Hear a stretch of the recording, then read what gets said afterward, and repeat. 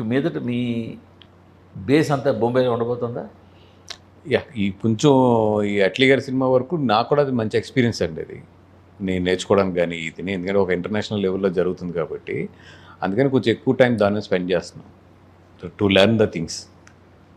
అది నేర్చుకుంటే నెక్స్ట్ 10 yearsకి ఒక అప్డేటెడ్ వెర్షన్లో ఉంటాను మళ్ళీ. అవునా? అది ఏంటి జాన్ రెడ్డి చెప్పగలరా ఒక్క లైన్లో?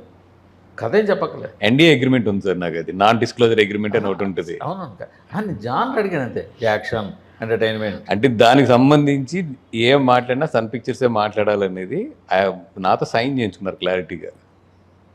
నిజంగానే అది దట్ ఈస్ ట్రూ. అది ఎందుకంటే మీరు ఎక్కువ మాట్లాడుతుంటారని వాళ్ళకి అనుమానం. వాళ్ళకి ఏంటంటే గమ్మున ఈయన నా సినిమాల ప్రమోషన్స్ ఉంటాయి, గీతార్స్ ప్రమోషన్స్ ఉంటాయి, లేదంటే వేరే ఫ్రెండ్స్ ప్రమోషన్స్ ఉంటాయి, నెంబర్ ఆఫ్ స్టేజెస్ మీద ఉంటాం కదా అని చెప్పి ఫస్ట్ వాళ్ళు నాతో ఎన్డీఏ చేయించేసుకున్నారు వాళ్ళు.